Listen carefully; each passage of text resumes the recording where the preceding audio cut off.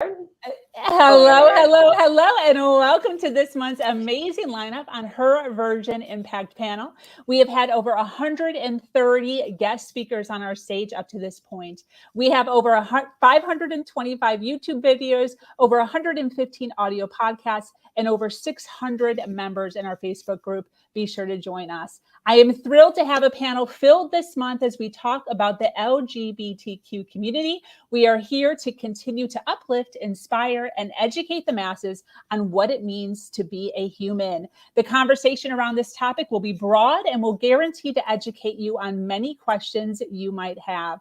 Join us as we dive deep into these individuals' personal journeys and why conversations like this are so important. There will be a live Q&A for the next 2 hours. So get your questions in the comment section, and your comment or question might pop up on screen. For those of you that don't know me, I am your host, Sabrina Victoria, and I love this podcast. I'm so excited for everyone that is here. If you like content like this, make sure you follow, like, subscribe, and share.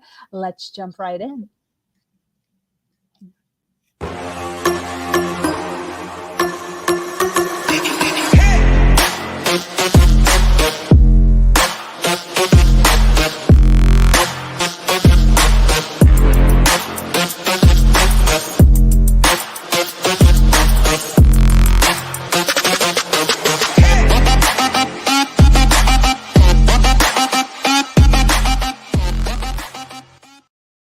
To be human is to be alive, is to be authentic, is to have choices. Today we are talking about a subject near and dear to my heart, the LGBTQ plus community. I am going to be honest. I am doing this podcast for several reasons, but the number one reason is for selfish reasons, to educate myself more. My fiance's son is a straight trans male, and I have had the joy of watching him slowly blossom into a vibrant and happy human, becoming his real authentic self after being submerged in a world of pink and dresses for far longer than he would have liked. Knowing he still has a ways to go in his growth, I know I need as much insight as possible. So as always, I am here to learn with the audience. For those of you that don't know, LGBTQ is an acronym for lesbian, gay, bisexual, transgender, and queer or questioning. These terms are used to describe a person's sexual orientation or gender identity, and we will be diving into what that means. The LGBTQ plus community celebrates diversity, individuality, sexuality, and pride. In certain parts of the world, this community continues to face discrimination in their personal lives, their workplace, and access to critical care. This trauma associated with unequal treatment many times results in abusing drugs and alcohol, and worse yet, suicide. Today, we have a brilliant panel filled with individuals that understand the challenges that are associated with this community. They are here for two main reasons. One, to give inspiration to those in hiding, and two, to give insight to those that are unsure how to interact with this community. I believe that most individuals are living in a state of not knowing, and because of that, they are scared. Open communication is always the key to unlocking the unknown. So today we have dedicated 2 hours of our day to educating the masses. The more we educate and the more that we can tip the scale. We are about raw, real, and vulnerable conversations here. The topic you will observe has been, each topic you will observe has been handpicked by the individuals on this panel, and we will be covering an array of topics. So please join us. Welcome. So what I want to do first is I want to kind of go around the room and just kind of have everybody introduce themselves with four main things. So who you are, where you're from, what you do, and why you decided to speak on this subject. So I'm going to start with Marissa. Hi, thank you for having me. My name is Marissa Linsalata. I'm from Long Island, New York. Currently, I am a care coordinator. I'm also a volunteer with the Trevor Project. And why this subject? I can't think of a more important subject relating to LGBTQ, the population, and mental health. It's a subject near and dear to my heart. So thank you so much for having me. And it's a great way to kick off the Pride Month starting June 1st. So yes, I'm so excited to be here. Yes, awesome. Thank you, Marissa. Addison, who you are, where you're from, what you do, why this subject?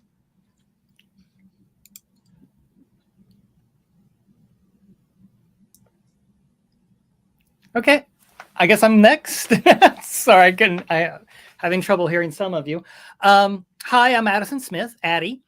I'm in the greater Indianapolis area.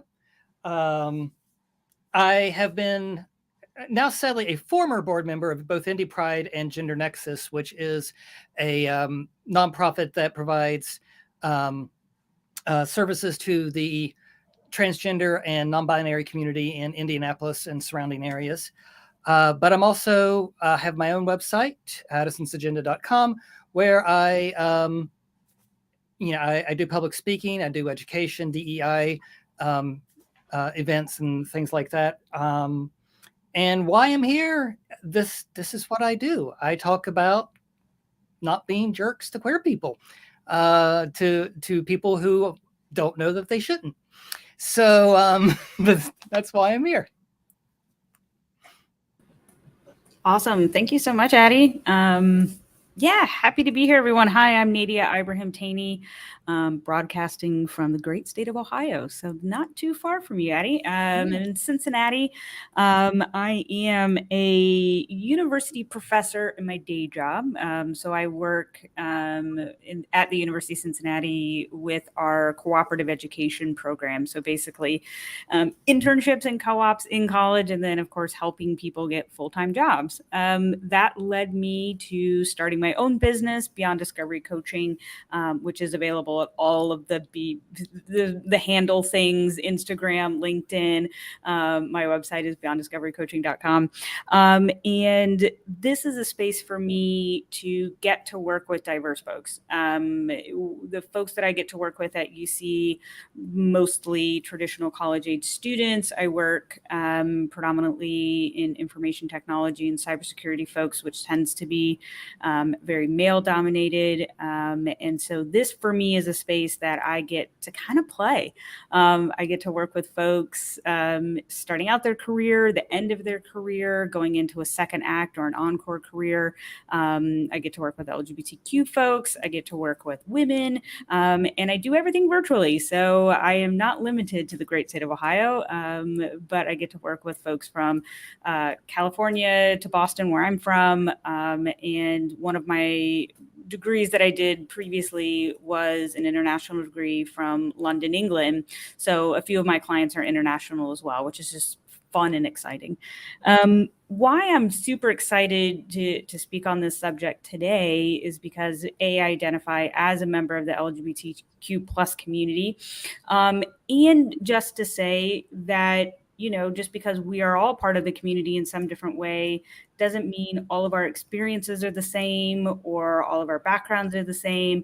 So I really cherish the opportunity to get to connect with other queer people, and to get to share our lives, our experiences, and hopefully share it in a way that feels authentic to others, and makes others want to ask us questions, which of course I think I speak for everyone to say, please ask us questions, and just feels really good to connect in this very kind of intimate way. I think we have, who do we have up next here? I think after me was Charmaine. Yes, thank you. So happy to be here. Thank you all for tuning in. My name is Charmaine Denise. My pronouns are she, her. I am currently located in Portland, Oregon, the Pacific Northwest. I am a spiritual life coach and meditation teacher. I help empower folks in the LGBTQ plus community connect deeper with their spiritual gifts so that they may reclaim their own voice and power to allow their light to shine in this world. My intention with being here today is simply to give voice or give space to my own voice that I know that I've minimized in the past, and to learn and grow through sharing our own stories, and to hopefully inspire dialogue and connection for others that may be tuning in today. So I'm very excited to be here. Thank you all, and I can't wait to dive in and chit chat with all of y'all. Thank you.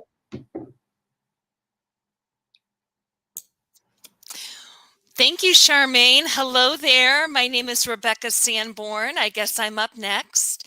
I am from the great state of New Hampshire. I live in Derry, which is about an hour north of Boston, just to help people kind of get Boston. Yes, love it. What I do in my day job, I am a diversity, equity, and inclusion trainer with a specific focus on the LGBTQ community. Prior to that, I was a lawyer. I like to joke that I'm a reformed attorney. I saw the light and went into DEI work. I have my own business, Sanborn Diversity Training Solutions. Why this subject? It is similar to what Sabrina said. It's very close to my heart. Those words resonated with me because it's so close to my heart as well. I'm a member of the LGBTQ plus community. I'm a bisexual woman. I also very proudly embrace the identifier of queer. And I'm just excited to get to speak about my experiences and hear from others' experiences and life stories and wisdom and just soak it all in. So I'm excited to be here tonight. Thanks, Rebecca. Hi, I'm Sam. My pronouns are she, hers, and I'm tuning in from Southern California, also known as the Fernandino, Tatavi, and Banda Mission Indians land. On a professional side, I have a background in management and financial services, also some virtual assisting with the Exec Wranglers based in Texas. But passionately, I heal and guide through my tarot business, also known as Saucy Tarot. I'm an aspiring blogger and DEI strategist, and I'm also a community leader where I've started my own group called the Conscious Altruism Community, where I bring together diverse leaders, change makers, and advocates to share diverse experiences to come together and organically build relationships and allyship. My why would be, for the first part, is that it's part of my life's purpose to inspire others into their own power and understanding. And I do this through offering alternative perspectives on how we can view the world we live in. Also because I'm an Aquarius, but that's a side note. Second, it's for representation. I'm a fourth generation Asian American. And I have a very colorful history as far as my identity goes that I feel is either underrepresented or just misunderstood altogether. So I'd like to bring that. And then last, I personally believe that allyship starts with education, as well as understanding stories outside of ourselves. So I hope to inspire even at least one person today to care enough about our community to take support in action that something you weren't doing before. So that's what I hope to bring, and that is why I am here today. And so thank you for having me. Hi, everyone. My name is Laura Hutchinson. My pronouns are she or they. I am an allyship educator and consultant coach. I am on a mission to make ally a literal verb. So instead of asking folks to be an ally, I want to ask, how do you ally? And so that is the core of what I do on a day-to-day basis. I have shifted my life to be focused on that mission of making ally a verb. My experience, I'm passionate about this. I'm a member of the LGBTQ plus community. I'm married to a member of the LGBTQ plus community. Other family members are in the LGBTQ plus community. But ultimately, I had my background is in higher education, and I had the honor of starting an LGBTQ plus support program at a Catholic university. And my work with those students really just inspired me to keep going, that our LGBTQ plus community, as well as the ways in which our community intersects and overlaps with all systems of oppression, to be present at those intersections and to focus on those intersections. And I believe that ally as verb is what can help us actually focus on the intersections, as opposed to getting lost in the one at a time identity. And so I'm jumping around a bit. So focusing on intersectional allyship, I believe that it's not actually true allyship if it's not intersectional. And I do that work to take a quick shift from Dayton, Ohio. So not too far up the road from Cincinnati. And I'm really excited to be here on this panel with peers and to be a collection of voices that can be heard and that we can share our unique experiences, because no matter what, no two LGBTQ plus folks have the same experience, and therefore no two LGBTQ plus people need the exact same kind of allyship.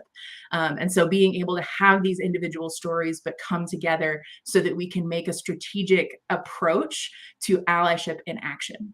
So excited to be here. I think Mo, you're next. Yeah, okay. So I am Mo. I am from North Carolina, possibly, sounds like so far the only one in the South. So born and raised here. I'm currently living in Charlotte, North Carolina, originally from Eastern North Carolina.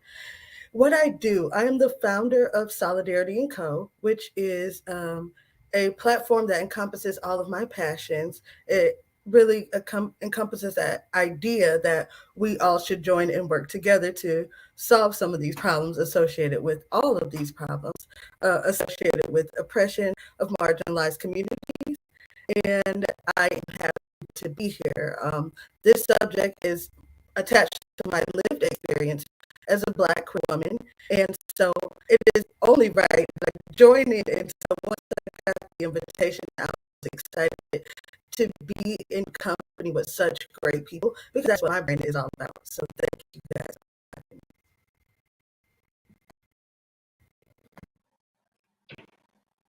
I'm originally from Australia, hence my name, but I've been here in the States for the last 14 years almost. And being a foreigner in this country has really opened my eyes up to all these issues that I didn't really pay attention before, to be honest. Like I wasn't really into politics, but I realized that the differences in politics in Australia, like how we deal with systems of oppression, and definitely related to the LGBT community, I'm super passionate about, and am here to learn as well as share my experience with my journey as well, being identified as lesbian and now transitioning to trans, and I want to share my story and to learn from others. So thanks for having me. And I believe, Christina, you're next. Hi, my name is Christina Sirachi. I'm from Scranton, Pennsylvania, and I have a degree in digital media and broadcasting. I got my degree at Marywood University. And why this subject is important to me is because I advocate for people with disabilities that are in the LGBTQ community.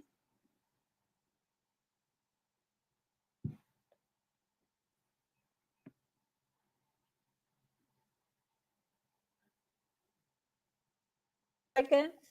Thank you so much, everybody. I so appreciate you hanging out and chilling with me for the next 2 hours on this topic. I will say Scranton, Pennsylvania, that's the office. Yep. You probably get that all the time, but I was literally fangirling over here. I'm like, oh my God. Sorry. It's real. It's awesome. I love it. So listen, the next thing that I want to do here is I just want to jump in. I want to jump into the juicy stuff. So I am going to have Marissa take the mic over, or I guess the panel over, for the next 10 or 15 minutes. Reintroduce yourself, ask your question, and we will dive into our Q&A as we go along. So Marissa, you're taking over. Hi, thank you. So I'm Marissa. My pronouns are she, they. And one of the things that I really wanted to touch base on, and I'm so honored to be the first person to speak. There's been a lot of laws throughout the United States currently talking about bans with LGBTQ education and healthcare. So that was something that I really wanted to touch base on and draw attention to and bring awareness to, and also bring support to people that need to access healthcare and that education. So my first question was, what is gender affirming care? Because I feel like even a lot of healthcare professionals, mental health professionals, they want to be supportive and they want to be LGBTQ competent or friendly or help our population, but they don't necessarily know how or know the ins and outs of what that entails. So that's my question. What is gender affirming care? Do I answer it or? Okay. No, Okay. I'll give it a shot. There's multiple levels of gender affirming care. The first is social. The first thing most people do when they transition is social transitioning, which means changing your name, or at least telling your friends, hey, please call me this instead of that now. Changing your pronouns, changing your style, basically all the things that we think of as gender indicators or gender markers that we have in our society. You shift to using the ones that are more appropriate for you instead of spending 400 some years using the wrong information and wrong presentation. And that's often for other people is more traumatic than it is than medical transitioning can be. When you change, make a joke out of it. I didn't figure myself out till I was like 42. Didn't start transitioning medically until I was 45. But those 3 years in between was slowly introducing people to, my name is Addison now. They pronouns, and then later they or she, whichever. But when you first start transitioning, you still look like the stereotypical person that you have all the gender markers of the wrong gender. So I had the short hair. I hadn't started getting rid of my facial hair yet. A lot of those things. So people get confused. It's like they want to use the right pronouns, but they screw it up, and then they feel bad. So you end up teaching them, no, it's okay as long as you're trying. If you're not trying, that's an issue. And that's a lot of people say that trans people were really, we're just so upset about our pronouns, but no, actually, it's how you use them. If someone's using the wrong pronouns for you as a club, then yeah, you get upset about it. Teachers who refuse to use students' proper pronouns. And I do not use the word preferred pronouns. I use proper pronouns because preferred makes it sound like it's a choice. It is not a choice. I am not a he. Do not call me a he. It's not your choice. It's not my choice even. So that's the first part, is social transitioning. That usually can benefit from support groups or psychologists, psychiatrists, something along, people to talk things out through with, and the situations that you encounter during your social transition. It really does help to have someone to talk to. The reason I got involved with Gender Nexus here in Indianapolis was I went to their support groups. I went to a transitioning group, and it really did help me. So I wanted to volunteer. I joined the board. Years later, I had to quit because of other issues. So I truly miss that, having the ability to be there fairly often to help other people in their social transitioning. After social transitioning comes medical transitioning, if you want to. Not all trans people medically transition.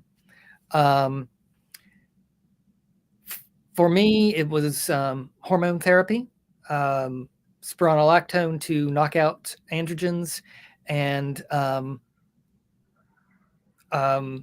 Sorry, I started reading the comment on the screen. I should need to actually speak instead of read. Excuse me. And estrogen to change the rest of my body. I am, things have changed in the last several years of being on HRT.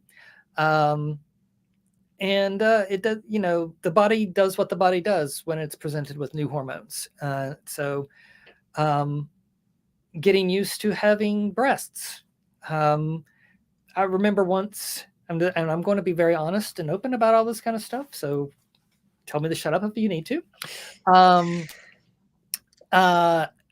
I used to like kind of squeak, like a door was closing and I'd dash in and squeak through the space before.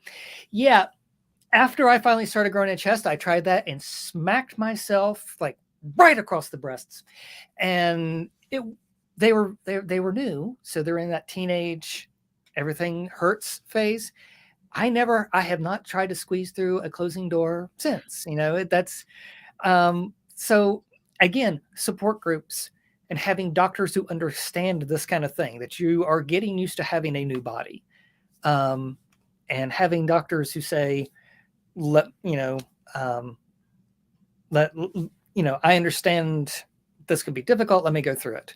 I have been very lucky that I got in with the Ashkenazi Hospital's gender care facility in Indianapolis. They provide full service. Like I see a gender specialist fairly often. I see they have a voice coach. They have a dietitian. They have psychologists, psychiatrists, urologists, and a urologist who is also a plastic surgeon for gender confirmation surgeries, which they do the whole thing. You cannot find that in every location, and I'm very glad that I was able to get in with Ashkenazi. Go ahead. Sorry. Well, it sounds like it goes beyond gender affirming care to gender affirming communities. Is that? Yes. I want to snap on that. Yes. A part of gender affirming care is definitely just support. Yes. When you affirm someone, right? I really like your haircut. That outfit looks great on you. You look handsome, you look beautiful, you're very attractive, like whatever, suits them. Different people like different types of gendered compliments or lack thereof. I just want to address this comment by Veronica. I realize that, some of our viewers may not be well versed in different pronouns and things of that nature. So another really common pronoun other than he or she is they. And people that use they generally or commonly, I would like to say, may have a gender identity that falls outside of the gender binary. So commonly like non-binary, gender fluid, gender non-conforming. And that's a very common one. So one great tip, and Addison touched base on it before, with community support and changing your pronouns. A part of gender affirming care, there's different types of transition, whether it be social, physical, legal, and not everybody necessarily goes through a chronological step or does each step. Everybody's different. If you meet someone, a really easy thing to do, you could introduce yourself with your name and pronouns. And if you make an assumption and assume someone's pronouns and they correct you, I realize in this question, the person didn't realize that they was a pronoun. They didn't understand like what the person was referring to. When you do realize, the best thing to do is just say, I'm very sorry, quickly correct yourself. You don't want to over apologize and be like, oh my God, I'm so sorry. I can't believe I did that. And then because it becomes about you, you just want to, you know, be respectful of, you know, how that person identifies and their pronoun, and just acknowledge it and move forward.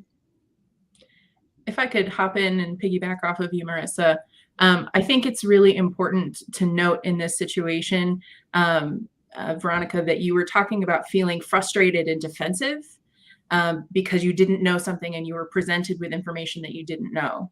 That is a natural, normal human response. But I hope that it prompts the question of what can I do next time, as opposed to why is this person mad at me and what can they do to make me less mad next time? Because when we think about how LGBTQ plus folks move throughout the day, when Marissa was talking about gender inclusive care, gender affirming care, that is not the norm.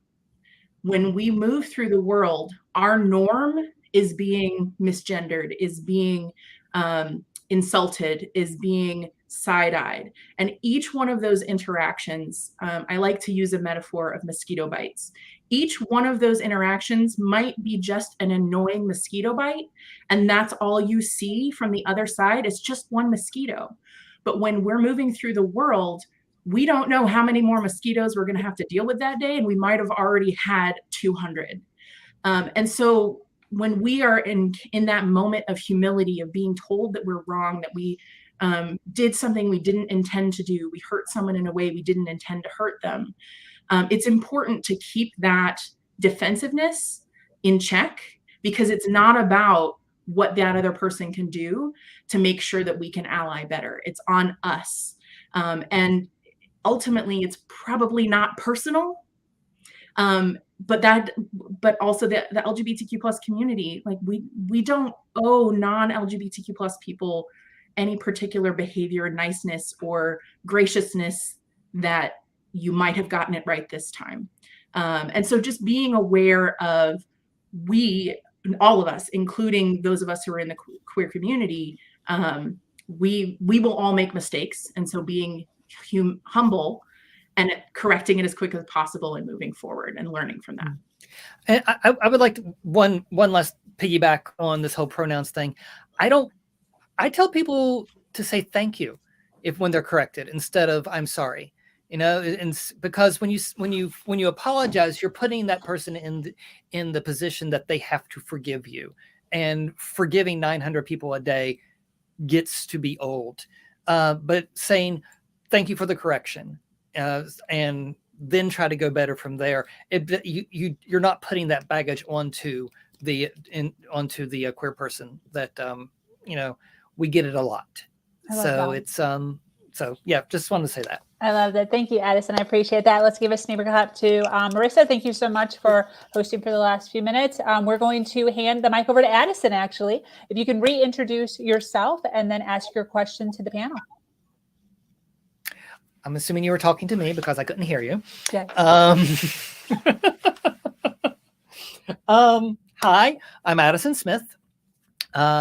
They or she pronouns.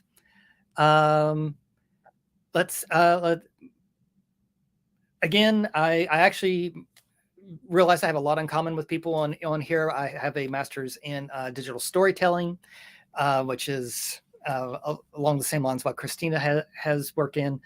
And I also have, I started out as a musician. I have a master's in music and composition, and was working on a doctorate before I realized I didn't want to be a college professor anymore. And then switched to digital storytelling. And that's why I have backgrounds and lights and stuff like that. And a lot of what I do is teaching virtually and creating YouTube explanations, a little show called Ask Addie on my YouTube channel that people send in stuff. And I tell them this is how you handle that kind of thing. My question, it's kind of a teacher question. Since I have so many educators here, how do you get better? How do you evaluate yourself? How do you judge your interactions with others? I used to do an online survey that I would send a link out to the attendees, but then I sent it out to a bank, And one of the people apparently shared the link with a lot of people who don't like trans people. And suddenly I had a bunch of 1, liar, all this kind of stuff on, and it kind of ruined the survey. So I couldn't use it anymore. But that's one way of getting feedback and learning how to be a better educator. How do you all take care of that?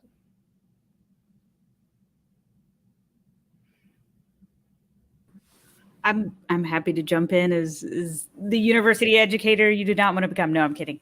You know, I like to think of it not necessarily as good or bad and getting better, quote unquote, but just saying, how can I grow from yesterday, right? In knowing that it is a journey, and I'm not even sure what the destination is yet. And so for me, I think there is so much power in storytelling. I did an amazing masterclass with LeVar Burton on Masterclass. If anyone's interested in his approach to storytelling, which, as a millennial growing up listening to Reading Rainbow, I was signing up for that.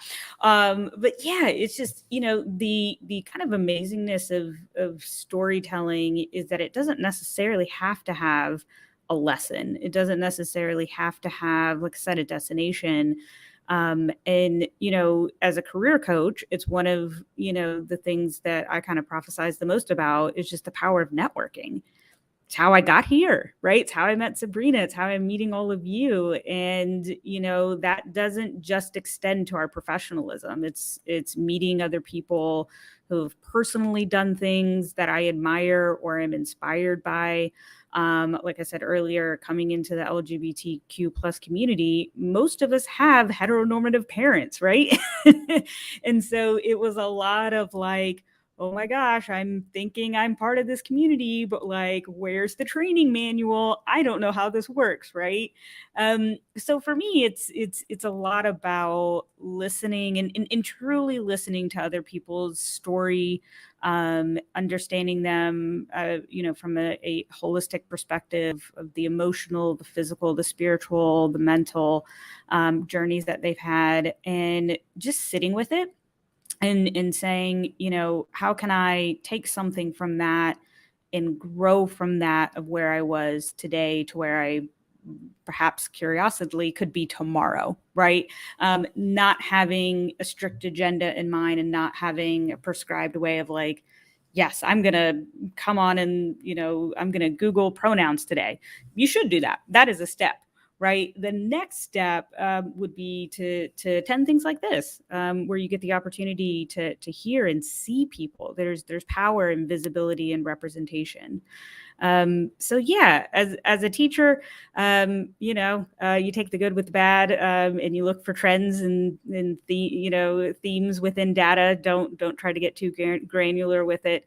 But like I said, show up more powerfully tomorrow than you did today, and that's an A+ in my book. I would love to follow up on that, more from a self-development perspective. I feel like something that has really helped me in my journeys of growing and learning is really that self-reflection. So taking things that I come across, and this could be through something like Myers-Briggs, if anyone likes to look up their astrology, just anything related to those personality things that a lot of us like to look up a lot of the times. Taking those things to be true and assuming those things to be true that we're reading. And if we have this almost like repellent feeling when we read something like, oh, that's not me. There's no way I'm like that. I am not like that. It's actually looking at those things and seeing how might that be true, and then taking the time to actually process that and reflect on it and see how I could potentially be showing up in those ways. And the fact that I don't want to show up like that, that's an absolute area of opportunity for growth and really learning about myself. Just as Nadia had said, networking is huge. Just meeting different people. I feel like that was one of my main inspirations for creating my conscious altruism community, was the idea that we only know what we know through our own lens and through our own experience, through our own education, and all of that is still in a little bubble. And it's only through learning from other people outside of us that we can really learn what our experiences mean in the context of the world around us. It's really just challenging ourselves to go outside of our own boxes, going outside of what we've always known to be true, and really reflecting on even the source of where that came from, whether it was a family member, a caretaker growing up, your teachers, and how they may have affected you and how that has gotten you to where you are, but also appreciating those aspects of yourself that you also love, and those aspects of yourself that are things to focus on, and really just take those strengths and all of that power and see what you can do from it in order to inspire others to maybe do the same, to inspire others to also have that courage to go outside of those boxes and outside of those norms. So for myself, I think it has been more on that self-reflection journey. It's been being very honest with myself and knowing, hey, I have some stubbornness in my in me. Where is that showing up, and what can I do about it? How can I start noticing that when it's coming up, and seeing, okay, let's try to do things differently and see what my results are from doing things differently. So.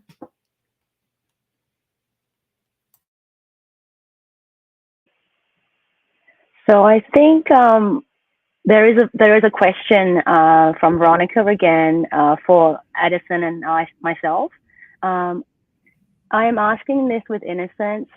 What does it feel like to be trans? And I guess I could go first, Addison, if you don't mind. Please. And like, I'm actually right in the transitioning phase, and I've just socially transitioned using my he/him pronouns recently. And there was a lot of confusion because I already came out as a lesbian, when I was 19. So I've been identifying as a female, liking other women, and it isn't only until recently that more labels and more other people's stories that I identified with that made me realize that I have always felt like a boy when I was a little kid, but it was just my parents, society. I even internalized, transphobia myself, and I recognized that when I was in the lesbian community. So just working that through with, a very good friend or, therapist, and talking those issues through, because you've actually built up a wall where you don't even realize that you're ignorant, or you're actually, phobic in a way that of who you really are. So I'm still breaking down those barriers within myself. But at the same time, how I know is, it was like my first earliest memories of being a kid, and I had seen this accidentally because my nanny wasn't around, but I seen this sex scene, and I was put to, had an afternoon nap, and when I woke up, I was like, I actually dreamt that I was a guy, and I was, kissing this lady that I had seen on TV. And so I had always had these tendencies in me.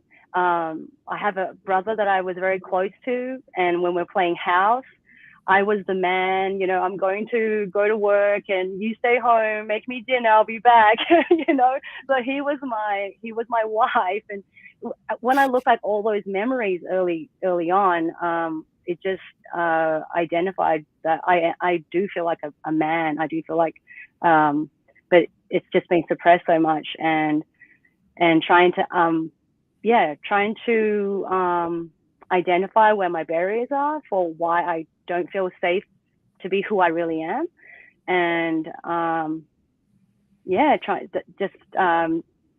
working through with a therapist, journeying through, having really good social connections and support to help you step in that direction of who you really are and be safe to do that. So, Addison, did you want to go?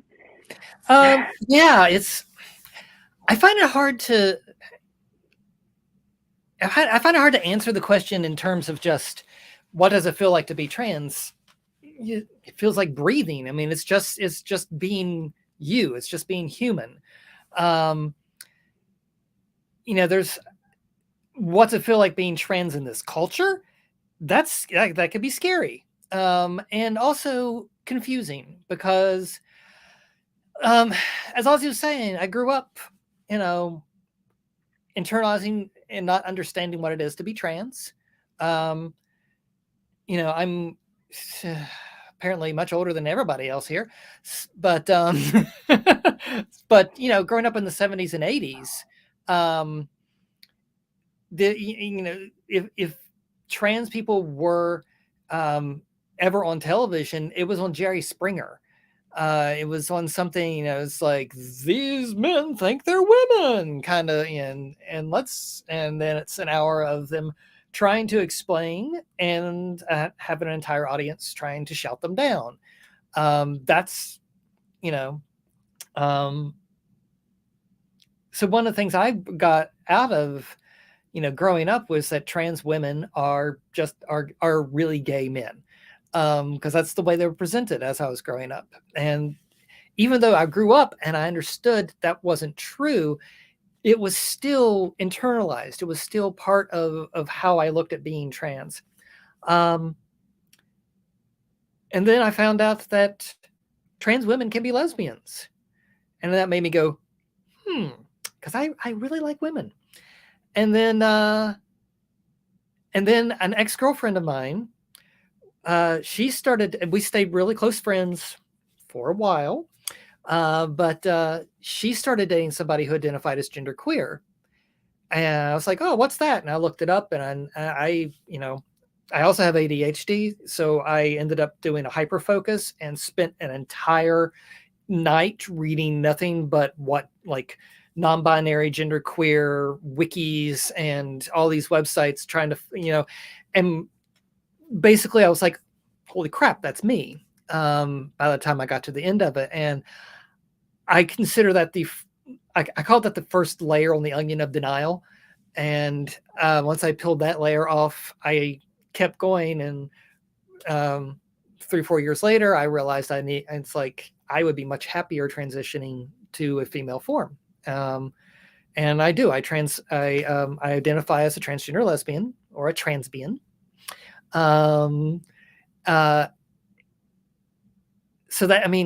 how it feels, confusing, not understanding where you fit in society, scary because people are always trying to shout you down, tell you that you're mentally ill, or all these things that are simply not true. All the research shows that trans people are not mentally ill.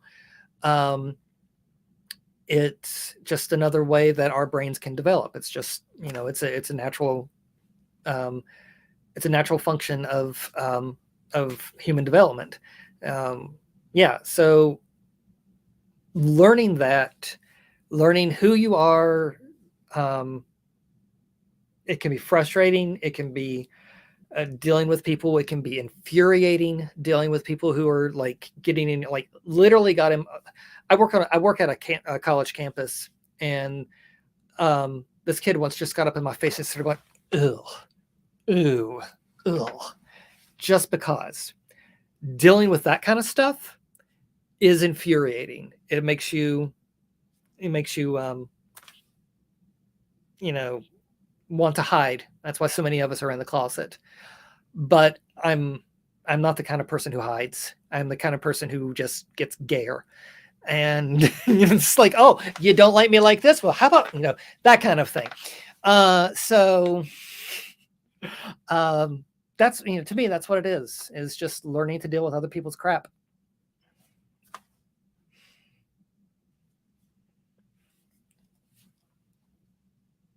Thanks for that question, Veronica. Perfect. I think I have the next Facebook user question. So this is to the whole panel. How should I ask someone if they are gay? Or maybe we should start with, should we ask people if they're gay?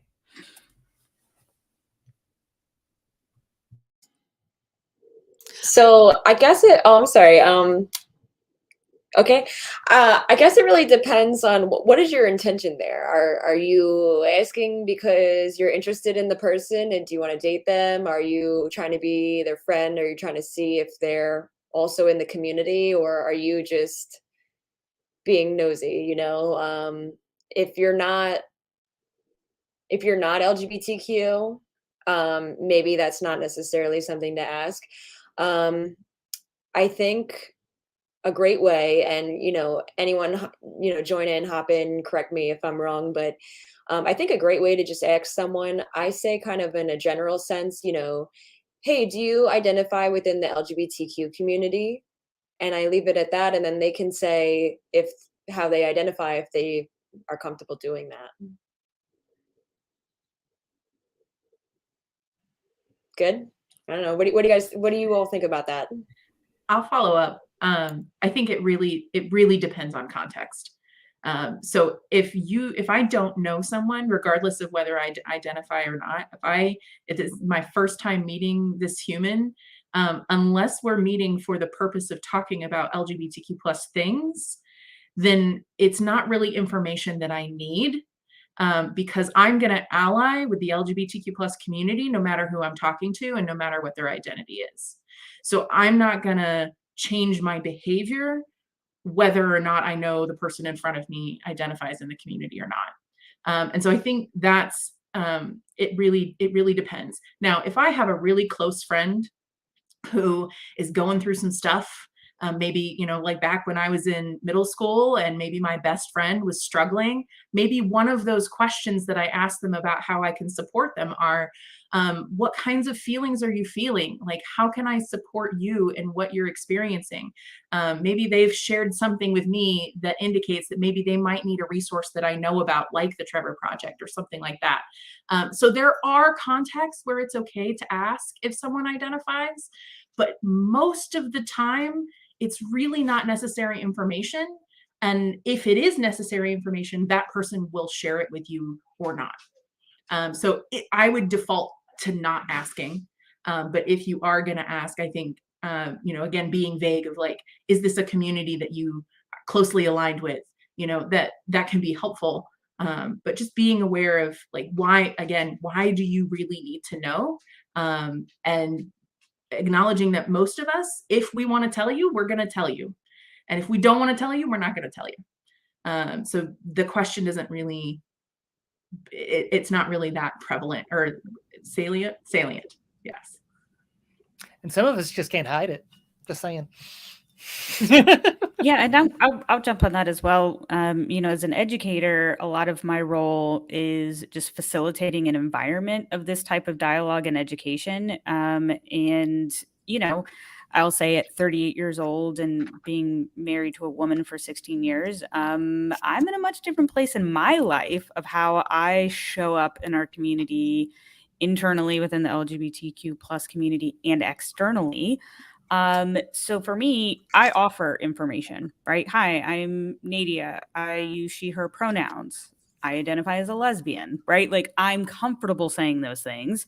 And so that inclusive behavior usually facilitates inclusion back. And because I work with college age people, some of the students I meet freshman year are not the same students who walk out my door senior year, right? So I have to have these conversations not once with students, but sometimes 2 times, 3 times, 4 times in order for them to feel comfortable enough to disclose or for them to have that length of time to go through a journey and then come back to me and say, hey, remember freshman year when you said you were part of the LGBTQ plus community? And I was like, well, what's that? Well, I think I am too now. And I think I know I am. So that's cool. So I have always found the more that you're able to offer of yourself to others, the more that others will offer of themselves to you. I would like to add here that the reason for the delicacy around that question is because no one wants to or deserves to be outed in any situation. So it's kind of the why, right? Why is that such a tough or shocking or a question that could return some backlash, even if it's not your intention? As someone who has experienced being outed in a small community, it is something that is near and dear. As you can see, we are at different stages and curious or transitioning or figuring these things out. And so at the time that you were posing that question to someone, they may not know the answer. And so I just want to also emphasize the delicacy of that question, to be sure of the privacy or privacy of someone if you're asking them that question. And so, yeah, we also kind of, I think, consensus is that it'd probably be best not to, unless you absolutely have to, or in a setting where safety and community is there for sure. Awesome. Thank you so much. That was Nadia actually wound up replacing her question with a audience member's question. So I so appreciate you, Nadia. For those of you watching live, we have 82 people watching live right now. Thank you so much for hanging out with us the past hour or so. We still have another hour of live QA. So if anyone else has any questions, please feel free to get them in the comments. I do have a few questions on hold. So Charmaine has actually decided to do the same thing where she's rolling the dice and going to be taking a question from the panel. I do want to ask one question myself before we go with that, though. And I'm going to go with Veronica's blanketness here, like, excuse my innocence, or I'm asking this with innocence. When I was doing my research for this to write my intro, I came across a lot of acronyms, way more so than LGBTQ, the main one. My question is that to be locked into a community where it's so diverse, it almost doesn't, like, to me, it's so diverse, it almost seems as if they shouldn't be together. Like, I feel like there should be like 3. Does anyone agree with that? Or do you appreciate that it's all together? Like, the longest one I found, I'm going to say it, is LGBTQIP2SAA. And I looked it up. I know what it all means, or I did. I don't know if I remember it now, but I read it. But my question is how does that feel to you guys? Does that feel appropriate or does it feel inappropriate? Rebecca. I would love to jump in on that. That's a rich question, Sabrina. For me, and I can only speak for myself as a queer woman, I love the sense of community. I think it works and it makes sense and it fits to have us all together as the alphabet soup or alphabet whatever, because we're all historically marginalized because of either our sexual orientation or our gender identity. And to me, that's what joins us as queer people, as LGBTQ plus, as whatever acronym you wish to use. And I think it's really important that the different letters, so to say, support each other. As a bisexual woman, I try my best to be a good ally to my trans friends and siblings. And I think now more than ever, that is critically important. Thank you.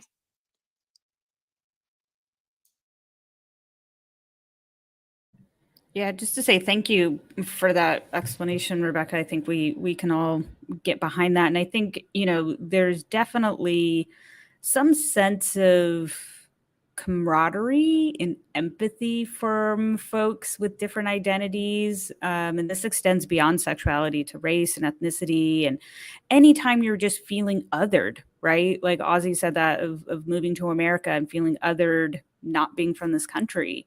Moving from the lesbian community into the trans community. And I think that anytime someone can relate to being othered, and particularly in more emotionally charged situations. As Addie pointed out, a lot of being told that you're not right or something's wrong or you're not who you think you are, and you're questioning yourself.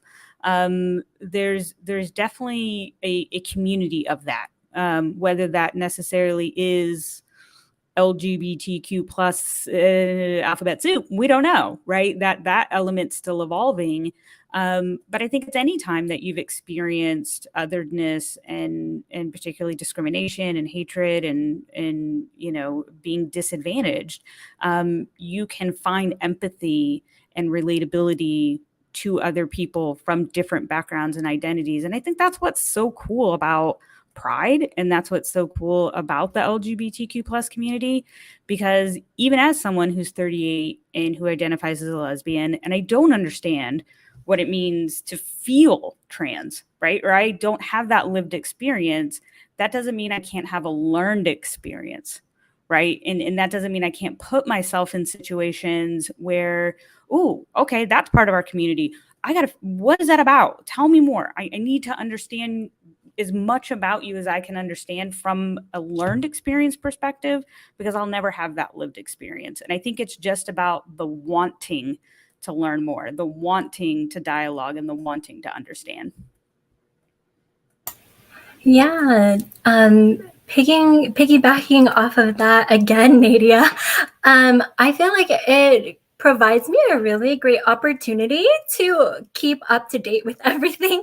I mean, I want to say a lot of us that are in the community can understand that feeling of like, oh my goodness, it changed again. Oh my goodness, we added more to it again. But I see that as an exciting opportunity of like, oh, I want to learn what those identities are, because part of the LGBTQIA plus community is having a space for ourselves. And so a lot of identities that are lesser understood, underrepresented, such as the intersex communities, asexual communities, and then the two-spirit communities, which are for our Indigenous family as well.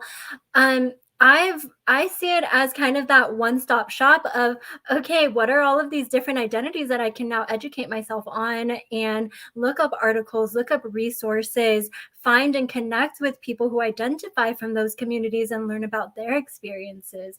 And so, yeah, for myself, I love that it's constantly growing and expanding, because it really just shows that the voices that were previously not really heard from are now getting their space, and they're now having their voices, and they're showing up as a community in support of each other. And now we know everyone that we want to include with us. We can identify all of the smaller identities or the communities that are just population based. There aren't as many that we know of that are speaking up and representing those identities. So I just think it's a great opportunity to learn.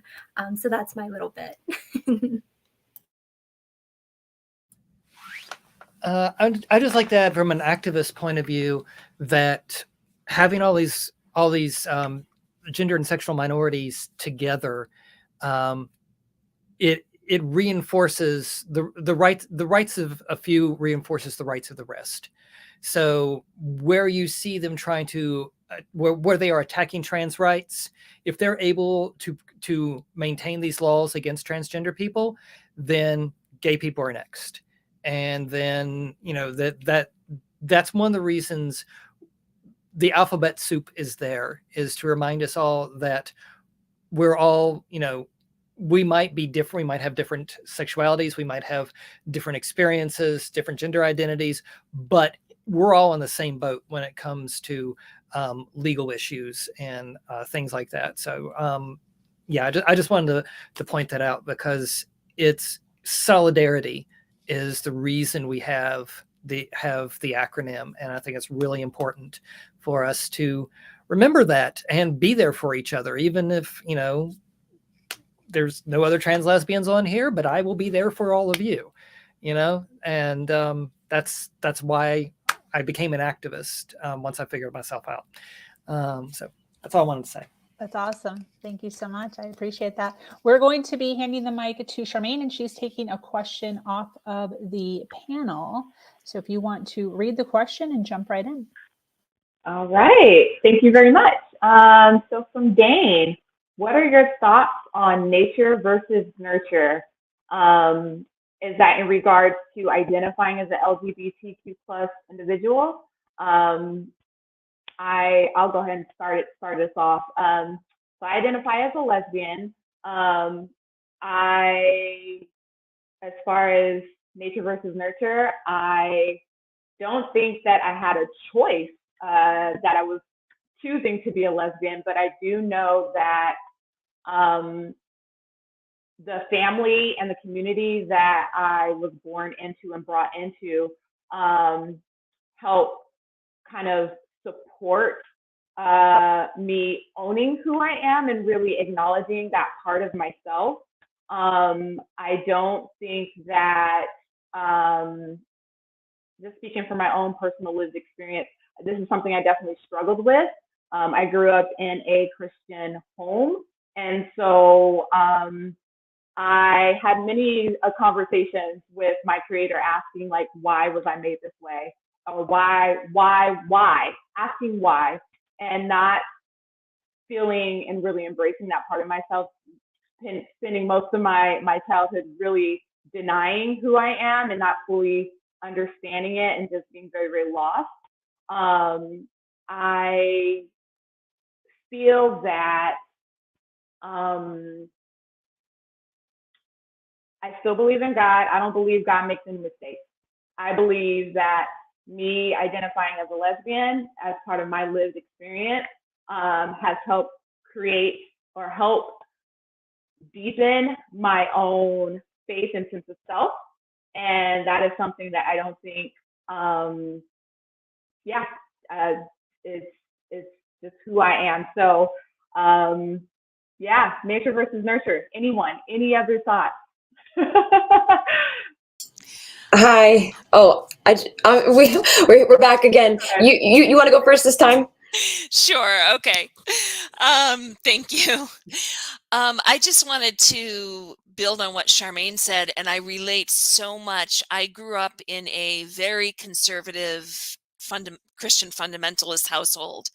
And as I said, I identify as a bisexual woman. I discovered that I was bisexual when I was in high school. I first started coming to that realization. For me, I would have to say from my lived experience, it was definitely nature, because all of the messaging that I was getting at school, at the private school I went to, and from my father was very homophobic, if you will. When I first discovered I was bisexual, I was very scared and a little bit horrified, like, what is going on? So for me, I don't feel that I had a choice in the matter. And I've come to terms with that, and I love being queer, and it's a part of who I am. I guess I would also say that I think at the end of the day, it doesn't really matter whether it's nature or nurture. We're LGBTQ plus because we are. And whether that's something that was beyond our control or something that our environment helped to shape, it's a beautiful part of who we are. So I think at the end of the day, it doesn't really matter. Thanks. I love that. Marissa, did you have? Go ahead. Yeah. I mean, this question asked in this context, I feel like it ties back to what Mo was saying before about like sensitivity to certain questions. Because what does that imply if we say, oh, it's nurture versus nature? I think in psychology, this question comes up a lot, just in the psychology realm. And not only is it like, not to say that it doesn't matter, but it's not like black and white. Nothing is very black and white in life as much as we'd like to make it out to be. Life is a collaborative creation of different factors. And so when someone asks something like this, like, do you think you were nurtured this way? I think it can be used in a negative light to say, oh, there shouldn't be LGBTQ representation because that'll convert the children or something. And I think that's just not what is appropriate. I think that, as we've heard from our other panelists, that a lot of LGBT folks grow up in heteronormative homes that are not, well versed in LGBT culture or identities. And so, you can't say that they were nurtured that way, and we still are that way. So I think the more representation in media, the more education, the better, because there are always going to be LGBTQ people and they need that support. And that's a community support, and that community healthcare ties back into suicide prevention, because people are getting, the support that they need, and they don't feel like they're being othered. So that's what I want to touch base on. Yeah, and I also wanted to add that I think this is one of those things where it's both, right? Anyone listening who's questioning themselves, we are of nature. We are also of what we've been nurtured, right? We are both. And that's what I love about this community, because it encompasses so many people from so many walks of life who have had all these experiences. So a bit of the beauty of us is that, like, we don't have to choose, right? You can be both trans and lesbian, right? You can have both masculine and feminine energy. We can be here biologically. We're humans, who like trees and looking at the sky. But we are also of this society and are in your schools and in your churches and in your grocery stores, So we are both. We have always been a part of both nature and a part of what we've been nurtured to believe. And that has helped us to form into the beautiful human beings that we are. Thank you. I'm still gonna jam to "Born This Way" though, by Lady Gaga. We're not gonna discredit that one, but I like to add on a little to that as well. I agree with both of you and everyone who spoke on this, Charmaine. I think it's definitely both. The way that we've come into this world, whether it's gay, bi, trans, there's studies been done where it's the part of our brain that decides our gender identity. So it is biological, it is nature. At the same time, you're a person and you're shaped in this society, in this world, and by your culture and by the people who are bringing you up and who are influencing you. So I think your identity is, definitely cultural, which is nurturing, which is, societal. And it's also, biological, because your brain decides your gender identity. So, yeah. Yeah. You actually just said almost exactly what I was going to say, is that we have all these studies. I mean, like, for a while, in the 90s and aughts and early teens, there's a lot of research being done. It's like, why do trans people exist? And, they originally started out trying to show it was some kind of mental illness. And then as they did it, they're like, oh, wait, it's not. Because, like, being trans was part of the DSM 1 through 4. There was, and then they did the research.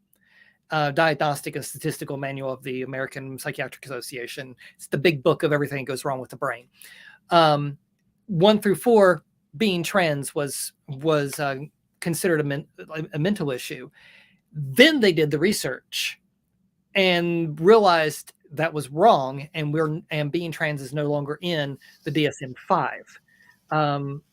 We have functioning magnetic resonance imaging scans that show that trans people's brains look more like the brains of people with the gender they identify with, and non-binary people often seem to be somewhere in the middle.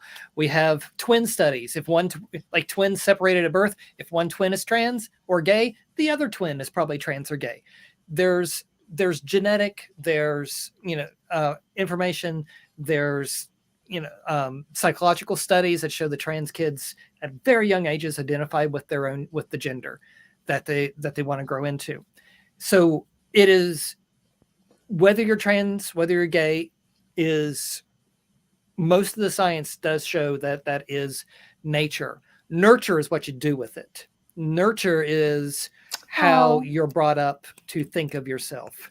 If you're brought up to hate yourself for being trans or being gay, if you're brought up to being accepting of yourself. And the reason we have so many people who do commit suicide at young ages in the LGBTQ community is because they know who they are, and their parents and their community are constantly telling them that they are evil. Literally, they're being told that they're evil for being trans or being gay. And that's why we need the Trevor Project and the trans hotline and things along those lines. So I always get really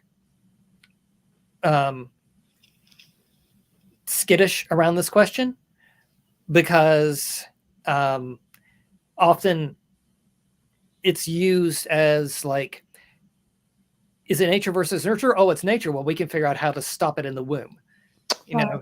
That's that I've heard those kind of comments before. So this is just the kind of thing that can be problematic if you're not careful about how you answer it. Awesome. Thank you, Edison. I appreciate that. Charmaine, thank you so much. Next is Rebecca, and she's deciding to roll the dice on the audience. Indeed. Yes.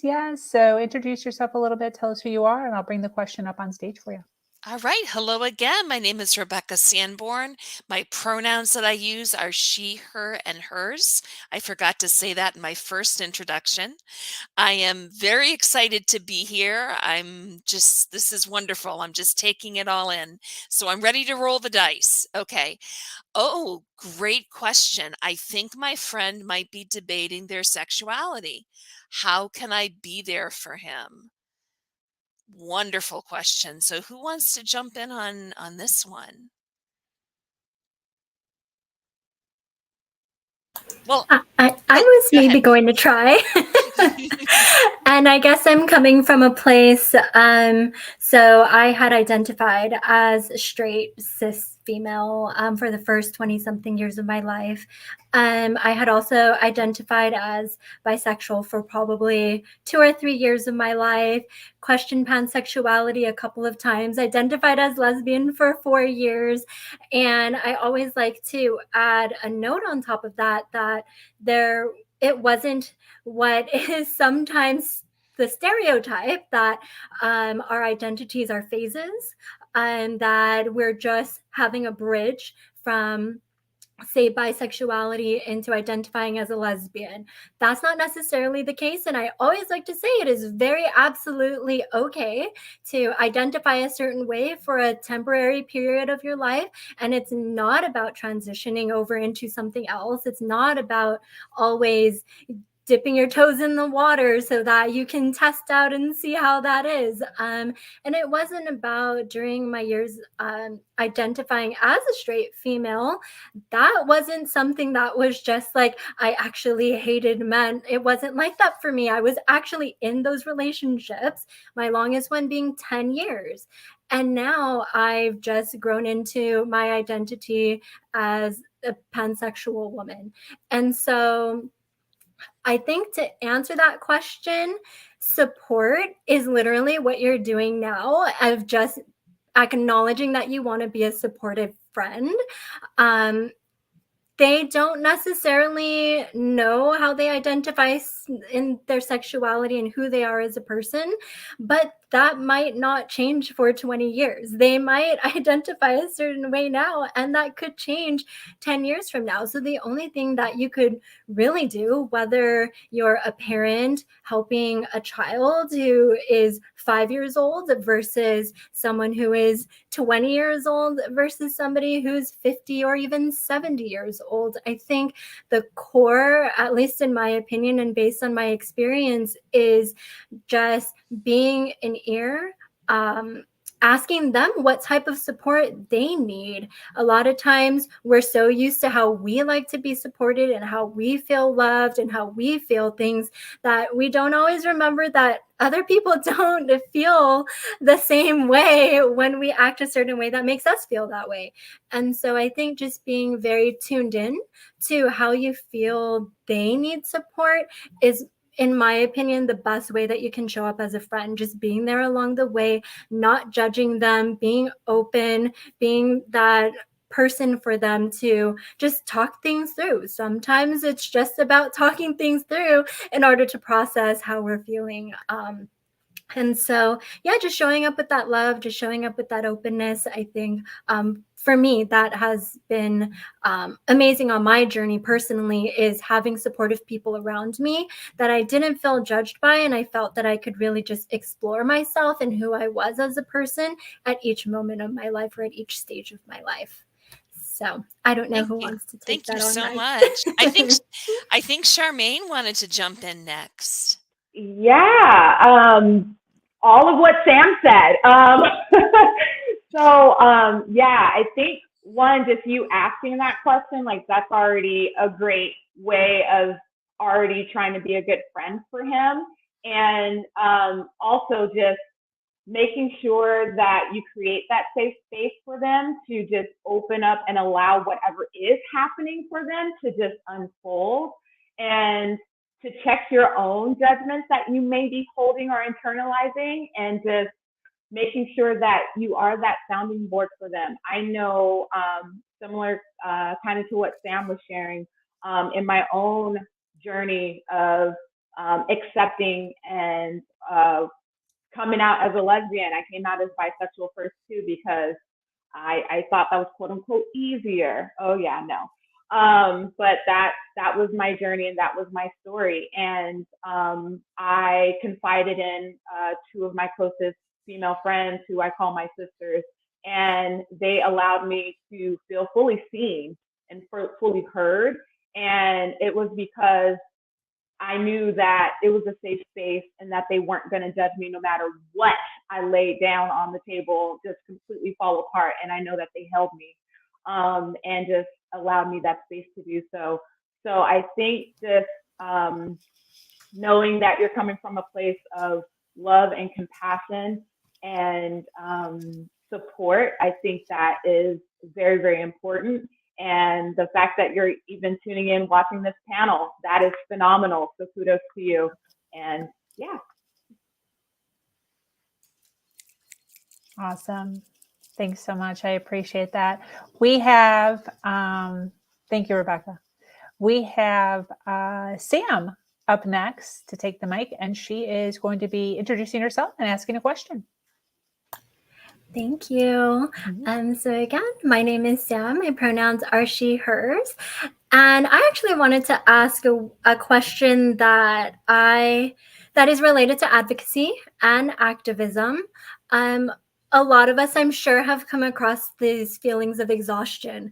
Sometimes we can feel like things just keep going on in circles. It can be physically exhausting, mentally exhausting, and emotionally exhausting. So what I want to know is, other than amazing panels and platforms like what Sabrina has created for us, what types of ideas do you all have where people who are leaders in their communities, they have networks and platforms, how can they be better allies to help inspire their networks in order to become allies as well and really get the momentum going for change? This might take a few moments. I know that was a loaded question. I think I'll go first if y'all don't mind. For me, it's about action. As I mentioned earlier, I really believe that ally is a verb. And when we make it linguistically a verb, in undergrad, I was a languages major. Not that I speak fluently either of the languages I studied, but what it did teach me was the important connection between language and thought. And language shapes how we think about the world, and how we think about the world can shape our language. So by focusing on ally as a verb, as action, then it's not about who we are or how we identify or what kind of privilege we do or don't have. It's about what can be done right now in front of me. And so being able to take notes from folks like this on this panel, but also just paying attention to a lot of the advocacy organizations like the Trevor Project, like the Human Rights Campaign, like GLSEN. All of those organizations have lists of things that you can do to be proactive about inclusion for LGBTQ plus people, as well as other further marginalized LGBTQ plus people. And so it really comes down for me about identifying specifically what you can do when you can do it. So I'm a huge believer in smarter goals. So taking the time to make a plan for yourself. What am I actually going to do to ally with the LGBTQ plus community? Whether that's I'm going to ally with this particular identity because it's one that I don't have and I want to learn more about it, or whether that's more of a bigger picture, how do I make a difference at a global or national or systemic level? So specific, what exactly are you going to do? Measurable, how will you know whether or not you have done it? Attainable, is it something that you can actually do? Are relevant, which is actually the most important, because the relevant is why, and knowing why you're going to do the thing. For me, it's because I need to do it because nobody else will. And if I do it, I'm going to do it as if I needed it, as if my well-being depended upon the thing that I'm going to do on behalf of those who don't have the same privilege. So knowing that why. Time specific, you got to have a deadline or it's not going to get done. And then for my higher ed background, to make a SMART goal smarter, you make sure you evaluate and revise. When you have new information, make sure that you integrate that new information. If you have a goal and circumstances change, you have less resources. That's a reality. So being able to adjust and revise. So being able to make a specific action and put your feet on the ground, metaphorically and physically, to get action moving. And when you are doing, then other people will want to do as well. Awesome. We have Rebecca and Marissa. Thank you. And thank you, Sam. That's, I love the question. I had two thoughts that came into my head. One was to just keep yourself educated and keep yourself informed on what is going on in the LGBTQ plus community and what the threats are to the LGBTQ plus community. People have mentioned various, I think Addie had mentioned, legislation that's coming about, that's very threatening, particularly to our trans friends. And here in New Hampshire, we had a so-called parental rights bill, which would have forced teachers and school personnel to literally out students to their parents. If the student came and said, I'm questioning my sexual orientation, I'm questioning my gender identity, the teacher would have had to have turned around and outed that student to their parents, which we all know may or may not be safe emotionally and in many other ways. So just if you have a platform, if you're an advocate, be aware of the things that are threatening us as queer people, and be willing to be brave and speak out about that, even if it's as simple as emailing your representative. The other piece that came into my head, you mentioned, Sam, that I think you used the word exhaustion, that it can get exhausting sometimes doing this work. And I was reminded of a quote, I can't remember who said it, but self-care is a revolutionary act. And I think that's something that we all need to be aware of. I often forget that. I think if we can engage in good self-care and model good self-care for other people, that I think that is a revolutionary act. And it's one that we forget a lot of times. I just wanted to add something very quick. Laura, Rebecca, you articulated that answer very amazingly. Something a little, just some things just simple and easy, just to throw in there. Because you don't necessarily, some people have very big platforms, but they're not necessarily well versed or have like advocacy in mind, if that makes sense. And I think something maybe a little bit more simpler for someone that is just starting to think about, starting advocacy is just being more intentional and being more mindful of your words and about ideas and things that you're sharing, things that you might find funny if, there's a big, movement in comedy as far as what the bar is as to what we find funny and what is acceptable. I just think that if people were more mindful about how a joke can be perceived to someone in an offensive way, or can be harmful to someone, or what is the real like underlying meaning of what is being insinuated, that things would go better. I don't know. I'm losing my train of. I'm not articulating as well as I would like, but just being more mindful and more intentional with the things that we share, and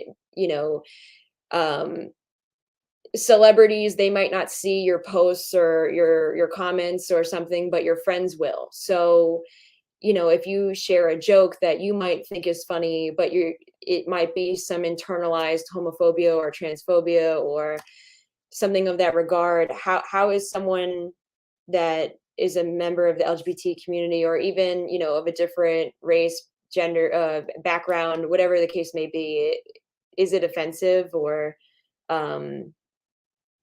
you understand what I'm trying to say?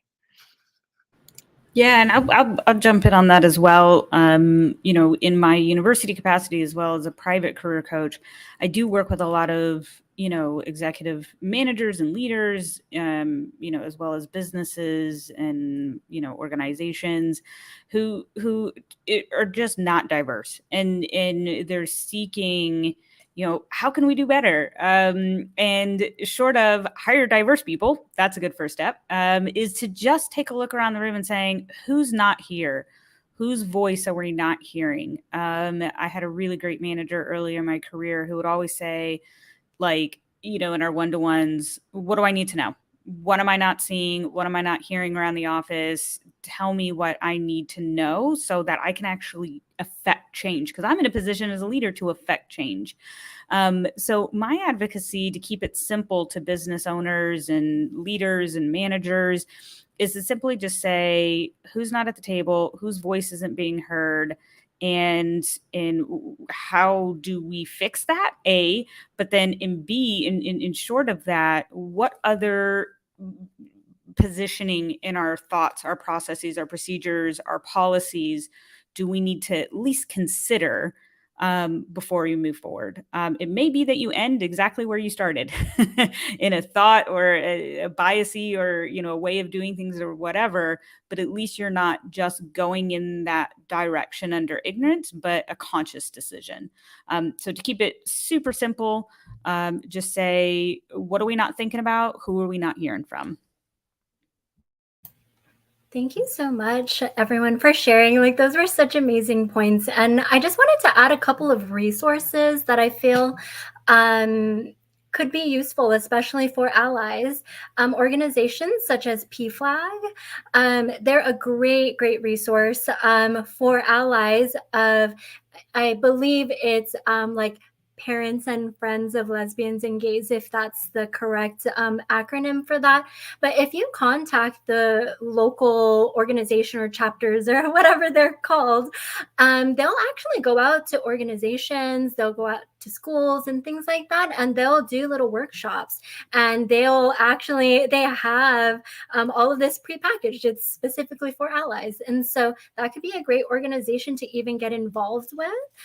Things for going out to events and having a table, and just really they have a lot of resources, pamphlets, things on their website. I think that's just a great resource. But educate yourself before you implement anything, because without that education, you can do way more harm than good. So those were just the last couple of things I wanted to add. But thank you all for those amazing answers. Yes, thank you, Sam. We appreciate you so much. I'm going to hand the mic over to Laura. If you could introduce yourself and ask your question. Hi, everyone. Again, my name is Laura Hutchinson. My pronouns are she or they. I'm an allyship educator and consultant. And again, my mission is to make ally a verb. I know I've already talked about that a bit. But I want to, again, I mentioned very early on that my goal with ally as verb is to particularly focus at the intersections of marginalized identities. So my question, for those of us who share those marginalized identities. So not only am I a queer woman, I am neurodivergent, I'm disabled, and I'm fat. So I have all of these intersecting marginalized identities at the same time that I have overlapping privileged identities. So recognizing that we all have some sort of privilege and we all have some sort of marginalization. So my question is, can you share how being at the intersection of marginalized identities impacts your experience as a queer person? And I think we're going to start off with Christina. Yeah, I have cerebral palsy. It is a muscle disorder that I was born with because of a premature birth. And I identify as a queer woman. And a lot of the times, if I want to go to a pride event or a queer space with my friends or my partners, I have to check to make sure the space or festival is wheelchair accessible, because I am a wheelchair user as well. Thanks, Christina. Yeah. Does anyone else want to share? I can definitely add to that. Addie, if you would like to go. Okay. So, yeah, as a Black lesbian woman growing up in an underprivileged community, I had these experiences. Once I learned of the term intersectionality, first coined by Kimberly Crenshaw, I was just like blown away, right? Because I had all these paralleled experiences that to me just seemed like I couldn't really express what was happening or why I felt wronged until I found this term. And it made sense for me that, like, okay, this person, may be feeling this type of way because of the different identities that I have, which led to me being gaslit a lot of times, right? I would say, this is my corporate experience, or this is what's happening, in my life. And people will be like, oh, no. Well, when you realize that bit of oppression or that mistreatment was caused by how someone viewed me based on the different crossroads of my identity, really helped me to be able to advocate for myself better, and thus push me into becoming an advocate for others, because I had always seen those things happening, but I didn't know how to express it. So intersectionality, or paying attention to advocacy in an intersectional approach is super important. Laura, I definitely agree with you on that. And I know because I've lived that, just as you all are saying, and you have too. So that's enlightening. Thanks, Mo. Anyone else want to share? Yeah.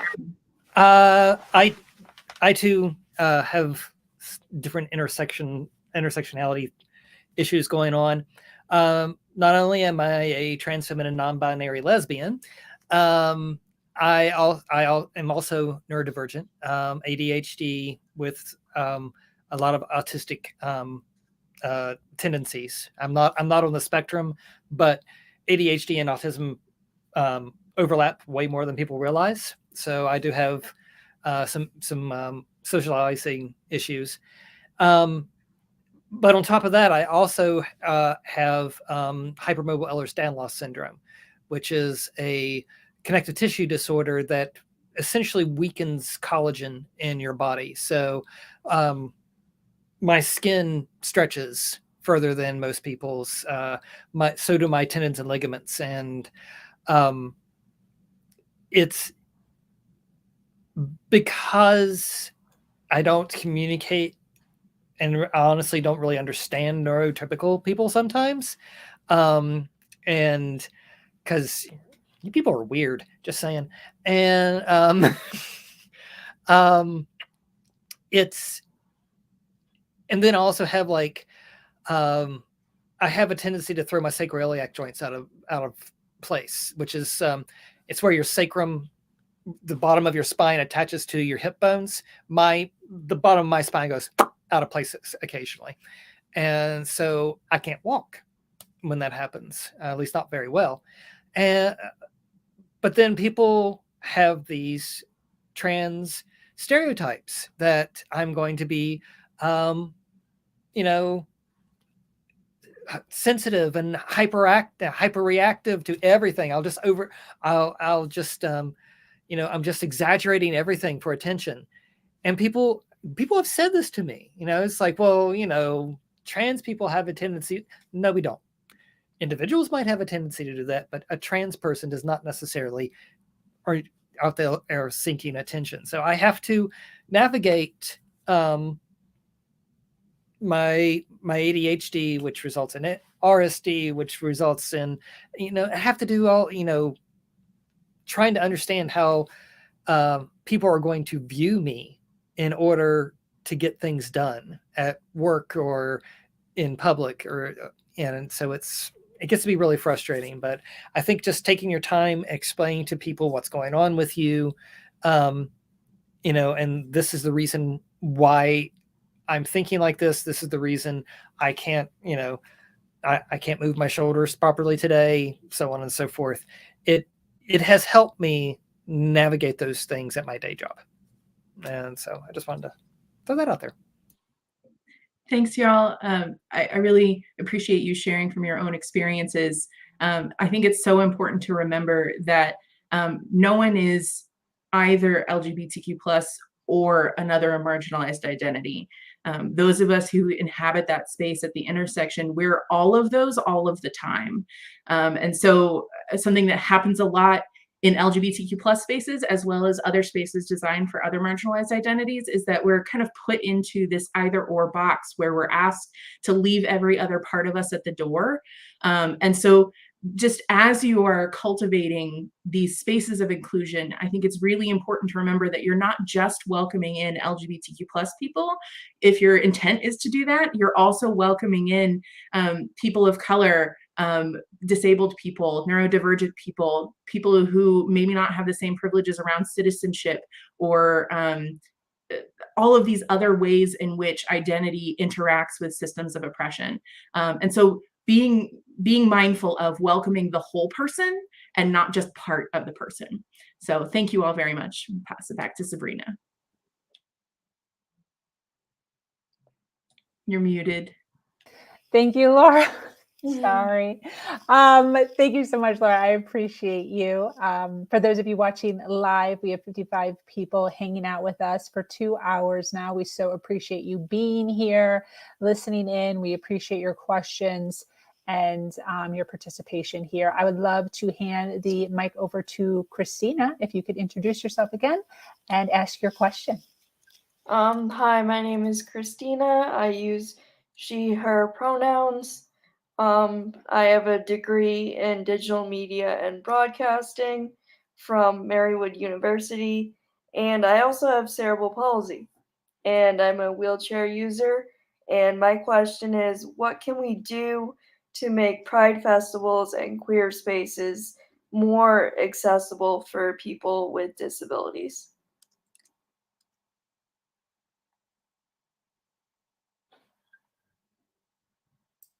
I like to jump in on that. I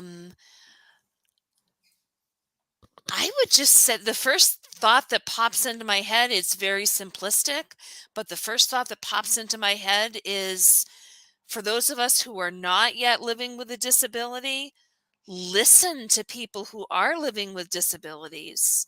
Listen to what they are telling us they need to more safely and more readily access pride spaces and festival spaces. And then after listening, go ahead and act on it, most importantly. Yes. Can I add to that? I once hurt my knee and I was in crutches for a while. It took a long time to heal. And that was when I realized how difficult it was, to just do the basic things. I had stairs in my house and going up and down and going shopping, grocery shopping and things like that was so difficult. And I think it's to not only listen, but, put yourself in their place of someone who is a wheelchair user or,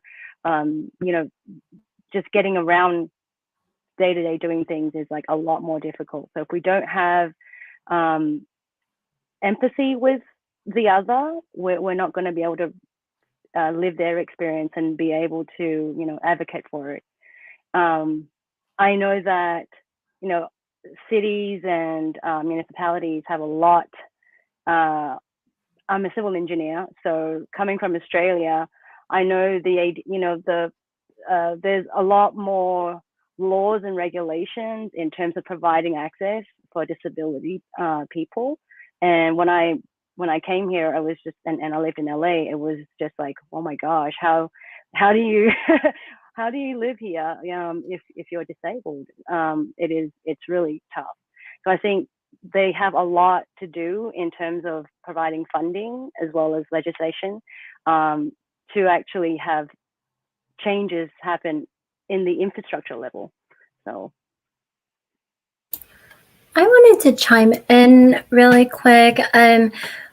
I came across an organization called the Gender Justice League based in Seattle, and I was looking up information on their trans pride, and they had a really, really comprehensive list of the different types of ways that the event can be made more accessible. And what I loved about it is that it extended past what we even think of when we hear accessibility. So, for example, having spaces that are quiet spaces for those where maybe the loud music can be overstimulating, and so there's a space where you can go to kind of just be calm and have just low oh gosh, I can't think of the word right now, but I'm sure you all hear it in your heads. But also thinking of scents, where some people may be very scents may be overwhelming for them, and so having a space where there aren't perfumes and a lot of things like that. And so just kind of, I guess, rethinking what accessibility really even means and going past, again, extending outside of those boundaries of what we're instantly drawn to. That, I guess, ramp access, having elevators, things like that, extremely important, as well as a whole list of other things. And so, again, that's where that research and that education comes into play of how can we make all of these things part of the planning and not an afterthought and not an, oh, I didn't think of that. And I mean, as participants, you can tell when things are put together last minute. You can tell when it wasn't really thought through fully compared to those that were. And so, yes, definitely that's one of the most comprehensive lists I've personally found is through the Gender Justice League. So again, that's another resource to maybe look into. Thank you. Okay. I think it. Oh, sorry, Adi. Okay.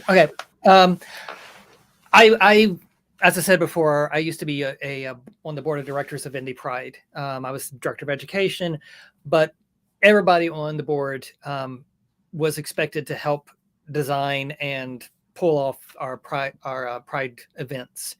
So I know we did think of we were trying to think of ways to make it more accessible. Indie Pride doesn't do just a single Pride festival. We do a whole week of events. Each one is I should say, I'm not on the board anymore. Our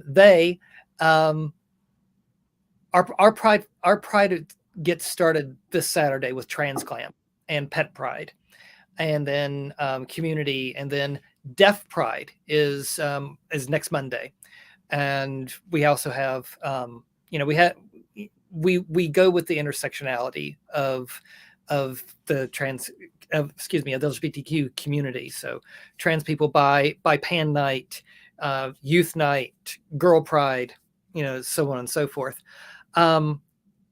When you're doing the smaller parts of it, we were able to get into facilities that already had accessibility built in.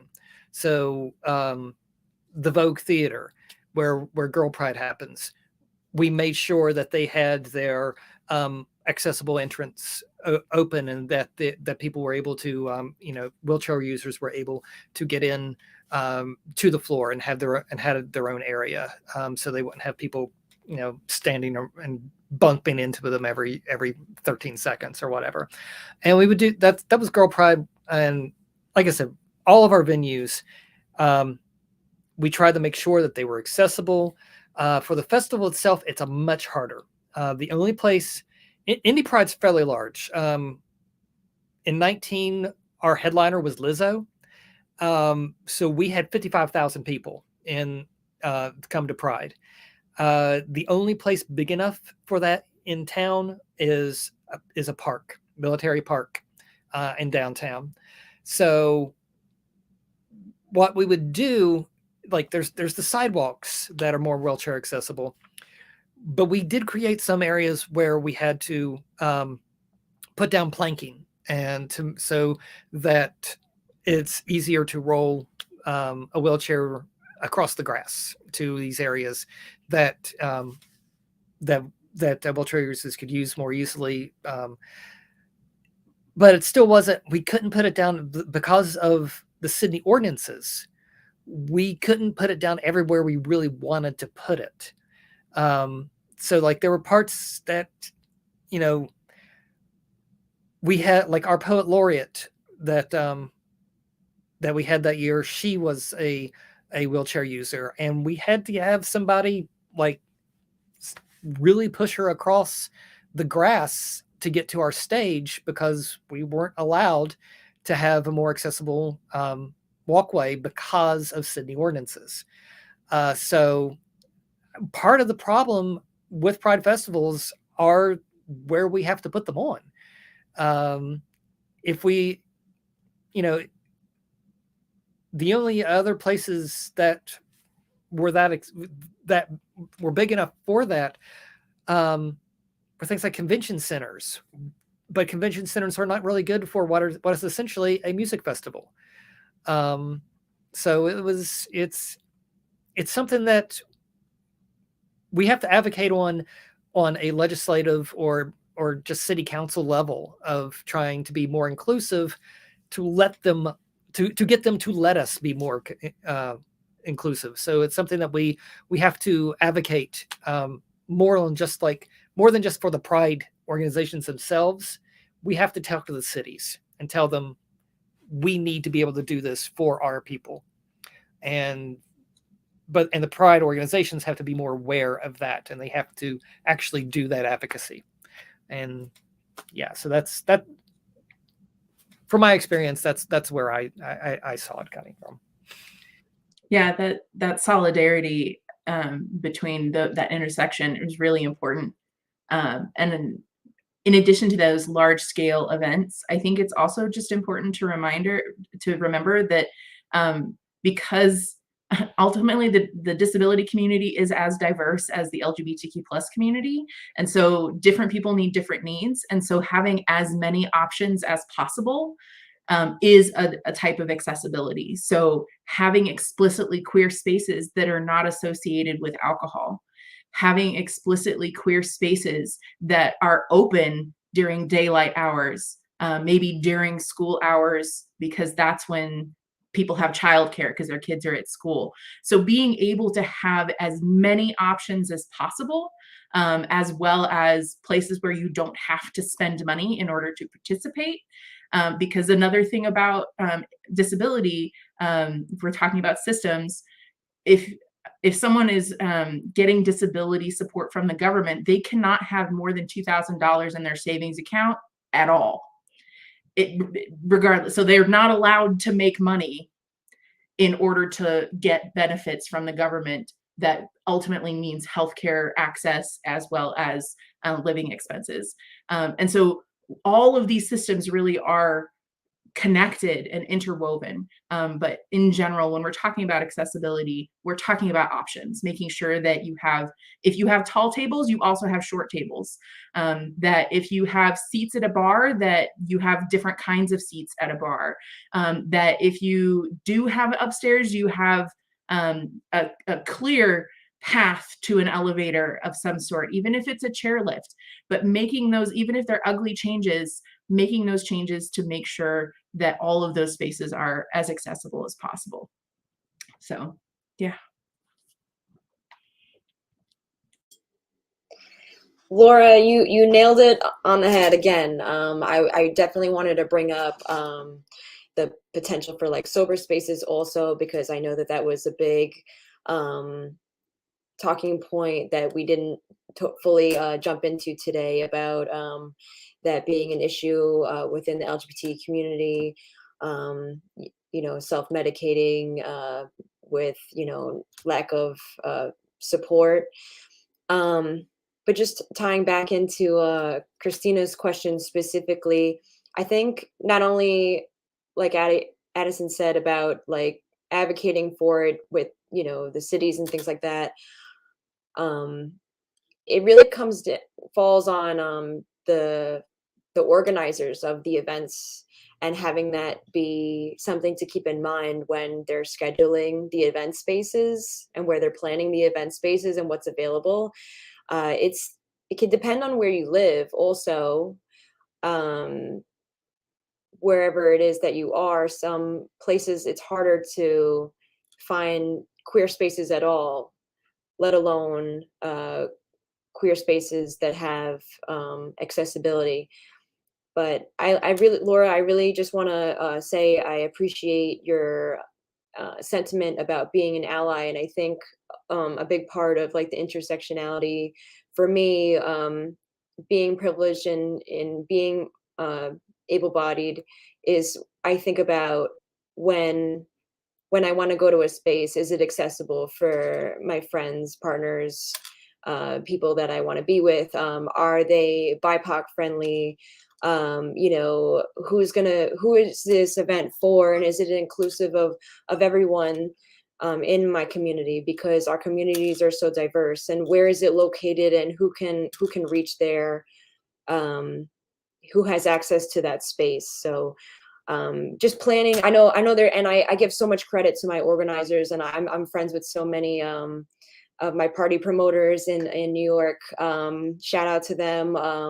One of the things that I really like to do is I get in touch with whoever is organizing it, and I express to them any needs that I have, or needs for people that I'm associated with, that are going to come, and they're more than understanding or willing to work with me. I think that's being running an event, you're more than just the organizer, you're still a community member. And so and I think that's something that's so beautiful about the LGBT community, is that we do, we look out for each other. And being able to, form a personal relationship with someone is just priceless, and so important to like facilitating safety, whether you're you work in media, it doesn't matter what you do, whatever role you have, whether you're a professional, a healthcare provider, a teacher, an educator, just a friend. I mean, we all play a role in making sure that other people feel safe and are welcoming. And, you know, if we have friends that are questioning themselves, just having that space and making them feel comfortable, and just keeping their needs in mind, you know, I think that's really important.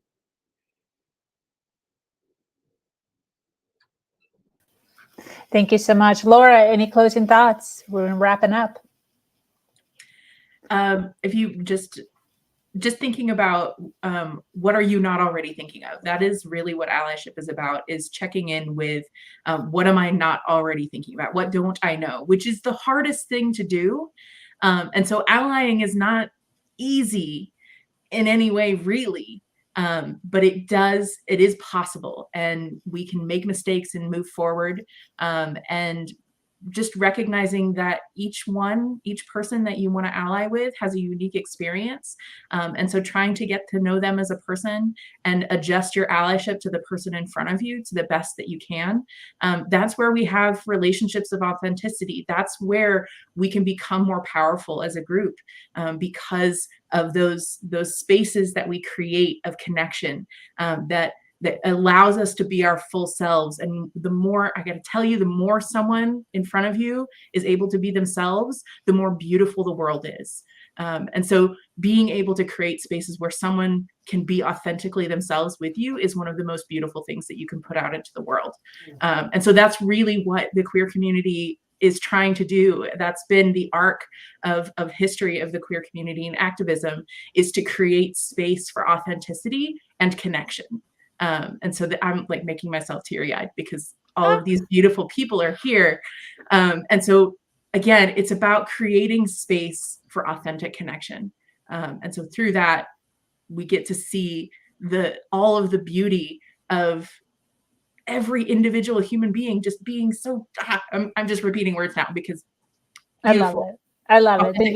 Thank you so much, Laura. Christina, thank you for that last question, rounding up our awesome Impact panel today. I want to thank everyone here who hung out with us. We had a high of 98 people watching, and right now we still have 36 people hanging out with us all the way through the 2 hours. So thank you for watching live. For those of you that are watching on the replay and made it this far, thank you so much, and make sure you put a comment somewhere, hashtag replay, so that we know where you were watching us and we can send you some love. A lot of our panelists were tagged in a lot of these posts, so they will get your hashtag replay. I want to go ahead and close this up. Thank you so much for joining us here on this podcast of Her Version. I hope that you received some awesome information from this panel. This was awesome. I learned so much, and I hope you all did too. All these individuals, they had their ticker bar running across the screen during the entire podcast today. So if you did resonate with anyone here, make sure you get their Instagram, Facebook, LinkedIn handle so that you can contact them. I do know that every single one of them are definitely open to communicating with anybody who has questions about this community or just wants to add more networking to their already awesome community. So thank you so much for joining us here at Her Version podcast. If you have a story, struggle, challenge that you would like highlighted on this podcast, make sure you reach out to me here or at herversion.life. I am your host again, Sabrina Victoria, and I'm so grateful to be here sharing a platform that allows people to share their truth and inspire others. As